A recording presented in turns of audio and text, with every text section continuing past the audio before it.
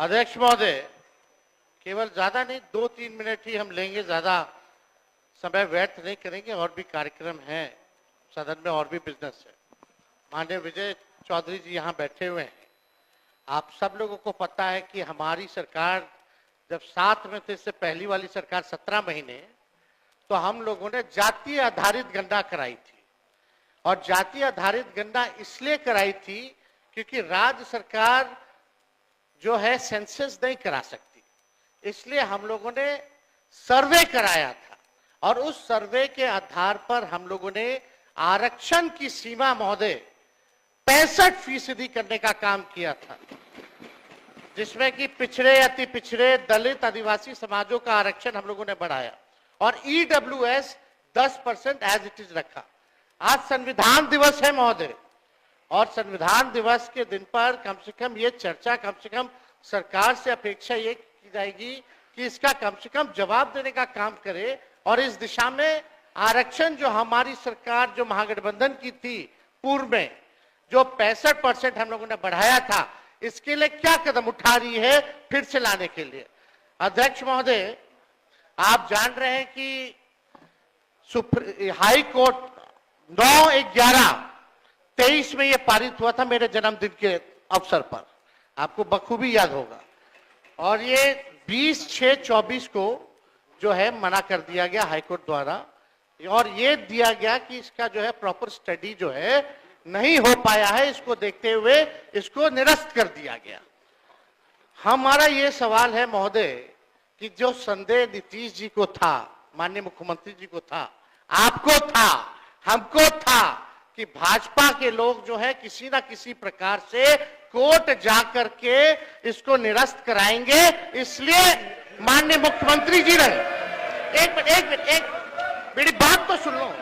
अरे बात है, एक चीज जानकारी देना चाहिए अध्यक्ष महोदय, पहले हम तो बोलेंगे, फिर बोलिएगा। आप बोलिएगा, मेरा बात खत्म हो जाने दो, फिर आप बोलना। पहले तो आपकी सरकार नहीं थी, पहला जानकारी दो।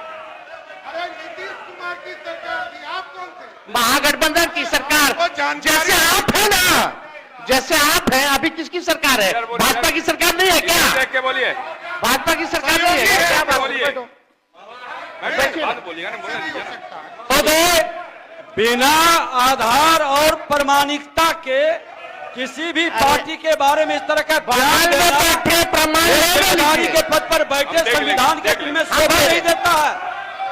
ये गैर संवैधानिक काम करते हैं, बिना प्रमाण के बात रखना। ये संविधान विरोधी लोग हैं, इनकी संविधान विरोधी है। एक मिनट अध्यक्ष, संविधान विरोधी लोग संवैधानिक संस्था का अपमान कर रहे हैं। फिर बोलिएगा। बैठ जाइए, बैठिए, बैठिए, बैठिए, बैठिए, एक मिनट बैठने दीजिए, बैठिए ना, बैठिए, बैठिए, बोलिए, बैठ जाइए, आप भी बैठ जाइए, आप भी बैठ जाइए। देखिए, लेकिन माननीय मुख्यमंत्री जी के कहने के, एक मिनट, आज ही मैंने आग्रह किया है, कल भी मैंने कहा था ये बात, संसदीय लोकतंत्र में हम अगर बेहतर ढंग से अपनी बात रखेंगे, मुझे भी उस जगह पर रहने का अवसर मिला है, और मैं समझता हूं कि बेहतर ढंग से बात रखेंगे तो बात में वजन भी आता है। तो सभी से अपेक्षा करता हूं, केवल नीति बात नहीं कर रहा हूं, सबसे अपेक्षा करता हूं अपनी बात रखते समय ठीक ढंग से अगर बात रखेंगे, ढंग से बात रखेंगे आप, तो संविधान का सम्मान भी होगा और आपके विषय में दम भी आएगा। बोलिए। महोदय, समय देश के लिए हम आभारी हैं और हम लोग भी सहयोग कर रहे हैं, लेकिन माननीय मुख्यमंत्री जी जब हम लोगों ने पारित किया 9/11/2023 में, तो एक तय हुआ हमारे मंत्रिमंडल द्वारा कैबिनेट में, माननीय मुख्यमंत्री जी के आदेश पे, कि डर है कि कहीं ये कानून जो हम लोगों ने आरक्षण का लाया ये खत्म ना हो जाए। इसके लिए आप सब लोग मिलकर के प्रेस कॉन्फ्रेंस कर लीजिए। और सम्राट चौधरी जी जो आप बोले, थोड़ा प्रेस कॉन्फ्रेंस का वीडियो हम आपको भेज देंगे, आप दोनों को। उसमें माननीय चौधरी जी ने क्या कहा था, अशोक चौधरी जी ने क्या कहा था, हमने क्या कहा था, आपको प्रमाण मिल जाएगा। चलिए, दूसरी बात मेरा यह है कि अब तो स्टडी, अब तो सुप्रीम कोर्ट में चल रहा है, अब हम लोग भी सुप्रीम कोर्ट में, आरजेडी भी पार्टी बनी हुई है उसको लेकर के। अब मेरा सवाल ये है कि जो बहालियां हो रही है, जो आरक्षित वर्ग है उसको नुकसान हो रहा है कि नहीं हो रहा? 16% हो रहा है ना। यह गंभीर मसला है महोदय। पिछड़ों का, अति पिछड़ों का, दलितों का, आदिवासियों का, जो भी आरक्षित वर्ग है, उनका भारी नुकसान हो रहा है। मेरा यही कहना है, अगर सरकार, और देश में ये पहली ऐसी सरकार थी 17 महीनों की जहां जाति आधारित गणना भी हुई और 65% आरक्षण की भी सीमा थी गई। पहली बार इतना बड़ा निर्णय हम लोगों ने लिया, उस निर्णय को लागू कराने में क्यों फेल रहे? अब महोदय 2 पॉइंट हम खाली रखना चाहते हैं कि 23 में ये लागू हुआ, 23 में ये लागू हुआ। सुन लीजिए, आप भी बोल। अरे भाई बैठिए ना। अध्यक्ष, अरे बिल्कुल विषय नहीं। इसका विषय है ये क्या? विषयों की वो जगह महोदय उस जगह पर नेता प्रतिपक्ष के रूप में हम बैठते थे, यही व्यक्ति बोलने नहीं देते थे। आज खुल करके यही अंतर है। हम नेता प्रतिपक्ष के रूप में इस पर डिबेट कर रहे थे, आप माइक बंद कर दिए। अध्यक्ष महोदय 2 पॉइंट आप करा रहे हैं, आपको आप बैठिए। अवगत करा रहे हैं। हम लोग हर तरीके से सदन चलाना चाहते हैं, आप भी डिस्टर्ब कर रहे हैं। तेज जी बोलिए। 2 पॉइंट संक्षेप में कि बताइए। ये 11-23 में चौधरी जी 11-23 में 9-11-23 को ये लागू हुआ। निरस्त जो है हाईकोर्ट से 20/6/24 में हुआ। हम लोगों की मांग थी कि इसको शेड्यूल 9 में डाल दिया जाए। अगर आप लोग आरक्षण के पक्ष में थे केंद्र सरकार, तो इसको शेड्यूल 9 में क्यों नहीं डाला गया? पहला प्रश्न। दूसरा महोदय कि अभी भी हम लोग इंतजार कर रहे हैं, अभी भी माननीय मुख्यमंत्री जी को मेरे तरफ से रिक्वेस्ट कर दीजिएगा चौधरी जी, और दोनों चौधरी जी कर दे तो ज्यादा भार पड़ जाएगा। तो अगर कर देंगे तो कम से कम ये कह दीजिए, अभी स्टडी नहीं हुआ है, यही ना कोर्ट कहा, तो स्टडी तो ईडब्ल्यूएस का भी नहीं हुआ था जो 10% मिला, उसका कौन सा आधार था? ये तो हम लोगों ने कास्ट बेस्ड सर्वे करा के आरक्षण दिया।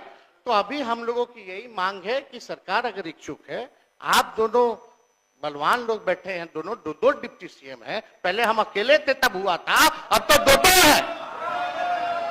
तो महोदय यही हमारा मांग है, खाली मांग सुन लिया जाए कि इसमें अभी भी स्टडी के लिए एक असेंबली की कमेटी बना दीजिए, एक असेंबली की कमेटी बना दीजिए जो स्टडी कर ले। और अरे भाई आप बैठिए ना प्लीज। अरे सुन लीजिए ना, क्या व्यवहार है? आप डिप्टी सीएम है यार, डिप्टी सीएम जैसा बर्ताव कीजिए। इधर देख के बात करिए, हमसे बोलने का मौका देते थे, नहीं सभा देता था।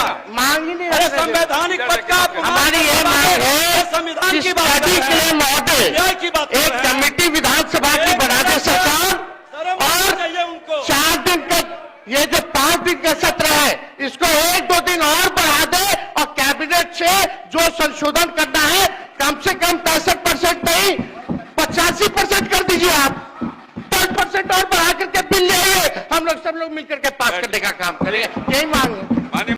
एक मिनट ना हो, बैठ जाइए सदैव जी बैठ जाइए। हम लोगों ने मंत्री जी की बात को सुना अच्छे से। आप जिसको श्रेय देना है दे दीजिए, हमको खाली चिंता है आरक्षित वर्गों को जो नौकरी में हिस्सेदारी मिलनी थी वो मिले। दूसरी बात कि नवंबर में ये पारित होता है, कोर्ट का आदेश रद्द होता है 7वां महीना अगले साल 24 में, तो 7 महीना अगर अनुसूची 9 में हमारी सिफारिशों को अगर केंद्र सरकार ने नहीं माना तो आप किसको दोषी समझते हैं?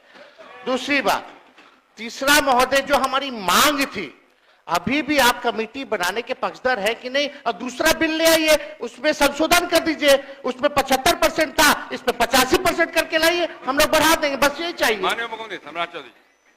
अध्यक्ष महोदय, मेरी घोर आपत्ति है कि ये एक तो इन्होंने जो जिक्र किया संविधान दिवस पर संविधान में और लगातार कोर्ट के ऊपर हमला कर रहे हैं, ये अत्यंत ही दुर्भाग्यपूर्ण है। और कोर्ट के खिलाफ कि कोर्ट को मैनिपुलेशन करने का काम, यही इससे बड़ा दुर्भाग्य क्या होगा? आप कह रहे हैं कि कोर्ट में कोई पार्टी चली गई, अरे गलतफहमी मत फैलाइए।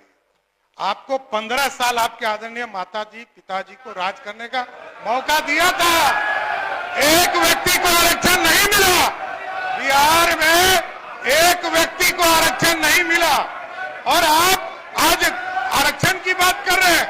अरे यहाँ तो 2001 का भी चुनाव याद है लोगों को, कोई मुखिया के आरक्षण नहीं था, ना अति पिछड़े को ना दलित को, और आप कहानी सुना रहे हैं। 2006 में जब एनडीए की सरकार बनी तब पिछड़ों को अति पिछड़ों को आरक्षण मिला। ये कहां से आप सिखा रहे हैं? देखिए, अरे मैं जानता हूं, आपको जानता हूं अच्छे से, बैठ जाइए। देखिए 15 साल को लोग भूला नहीं है और अच्छी तरह से जानता है कि आप आरक्षण के कितने समर्थक हैं। एक व्यक्ति को आरक्षण नहीं दिया, एक व्यक्ति को, कोई पिछड़ों को, दलितों को, अति पिछड़ों को बिना आरक्षण का, और किसी भी हालत में, किसी भी हालत में सब लोग जानता है। देखिए 2000 तो आज की जो आरक्षण की व्यवस्था है इसमें स्पष्ट तौर पर है कि इस देश में कोई बिना आरक्षण का नहीं है। यहाँ बिहार में भी कोई बिना आरक्षण का नहीं है, सभी वर्ग में आरक्षण है। तो क्या ये जो मजाक आप बना रहे हैं, ऐसा कुछ नहीं है। आप एकदम बेफिक्र रहिए, डबल इंजन की सरकार काम कर रही है और आप सुप्रीम कोर्ट में मामले चल रहे हैं। जब उसका निष्पादन होगा तो आगे जरूर उसके आगे की कार्रवाई की जाएगी। माननीय मंत्री